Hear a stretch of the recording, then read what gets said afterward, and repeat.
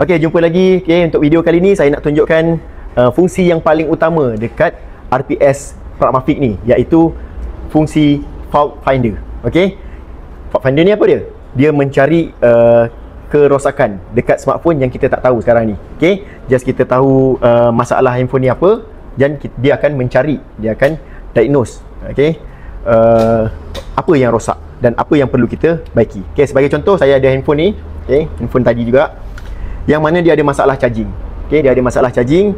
Jadi saya tak tahu apa punca masalah tersebut, komponen apa yang rosak, jalur mana yang terlibat dan sebagainya. Jadi macam mana kita nak buat? Okay, so kita pergi dekat Pragmatic punya ni, kemudian kita pilih dekat sini, Pragma Fault Finder. Jadi dia akan keluar dekat sini lah, Fault Finder ni. Okay, kemudian kita pilih brand. Macam saya ni brand Samsung. Okay, Samsung.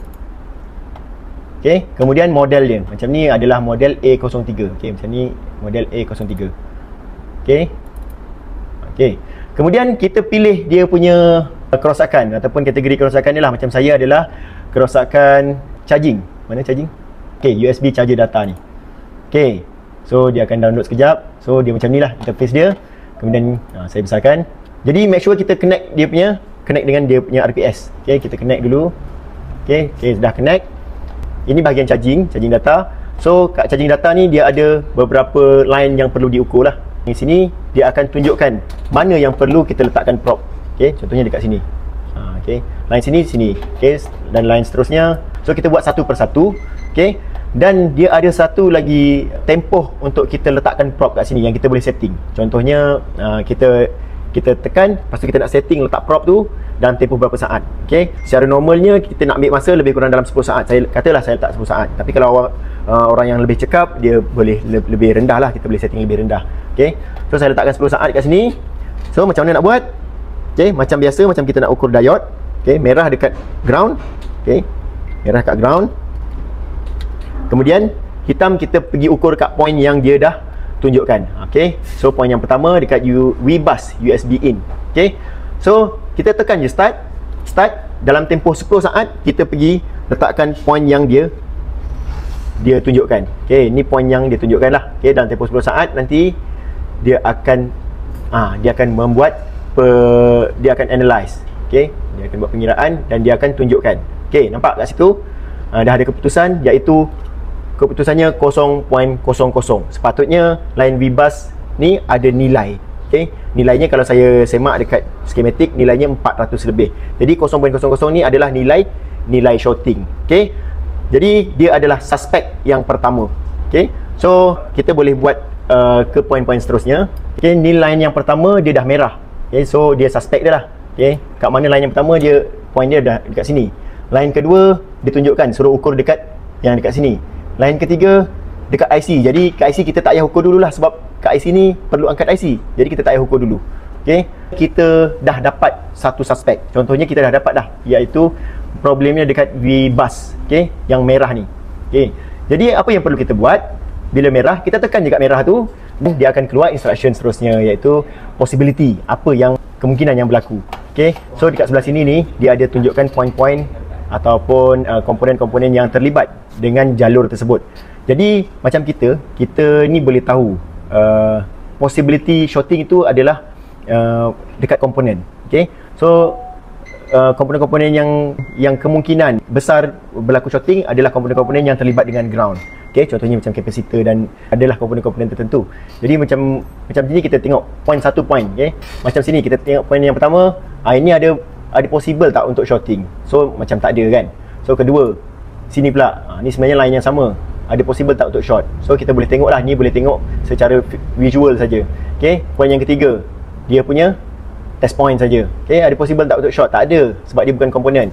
Yang keempat, okay, test point juga, tak ada juga. Yang kelima, ni kelima dah ada kemungkinan untuk short, iaitu ada komponen-komponen ataupun line yang terlibat dengan short. Cuma ini resistor. Okay, kalau masuk kelas kita tahulah resistor tu adalah biasanya dia sambungan series. Sambungan series ni tak terlibat dengan ground. Okay, so boleh kalau nak check, nak test boleh. Okay, yang seterusnya adalah sini. Ini pun tak ada komponen, ini cuma tapak je. Okay, cuma tapak je. Seterusnya, Ni seterusnya. Ini adalah capacitor. Capacitor ada terlibat dengan ground. So ini antara suspek juga. Poin ke-7, sebelahnya. Ini pun resistor. So tak terlibat dengan ground. Okey, seterusnya adalah IC. Ni dipanggil OVP IC. Okey, boleh jadi suspek. Dan seterusnya adalah poin ni juga. Okey. Ada lagi. Sampai ke sinilah poin-poin ni semua yang terlibat. Tetapi untuk memudahkan, dia dah bagi kat sini guideline. Okey, dia dah bagi kat sini untuk memudahkan trace mana satu. Kalau kita memang tak faham lagi, tak tahu lagi resistor macam mana, capacitor macam mana, dia ada bagi instruction kat sini. So, possibility of short circuit in any of the blinking component. Okey, dia dah bagi tahulah any blinking component. Please do voltage injection in any of them. Maksudnya kita kena inject voltage dekat antara mereka ni lah. Okey, antara yang terlibat ni. Highest temperature in any of them are the most suspect.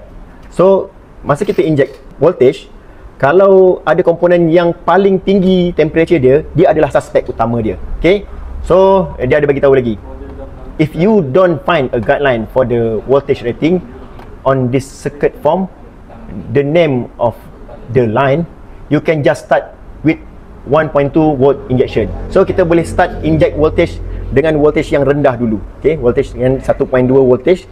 Lepas tu kita inject dekat line-line ni. Contohnya kita inject dekat sini. Setting PSU 1.2 volt. Kemudian kita supply dia ground dan letak dekat point tersebut. Okay, dan kita detect mana komponen yang panas dahulu. So kalau dia capacitor, just kita boleh angkat ataupun buang saja capacitor dulu. Okay, mudah kan? Jadi itu antara fungsi-fungsi RPS setakat ni. Okay, sebenarnya RPS ni masih lagi dalam development untuk feature-feature yang lebih menarik akan datang. Jadi feature-feature tersebut akan diupdate dari semasa ke semasa. Okay, jadi siapa-siapa yang beli RPS ni akan di-invite masuk ke dalam group support untuk pelbagai informasi ataupun cara-cara penggunaan. Kalau ada apa-apa masalah, boleh rujuk dekat dalam group tersebut. Okay, jadi untuk dapatkan RPS ni boleh contact kami, QB Stack Academy, dan kami adalah satu-satunya authorized reseller di Malaysia. Okay, harga tak sampai 300, harga sebenarnya boleh PM saja kami. Okay, so sehingga berjumpa lagi untuk next video. Assalamualaikum.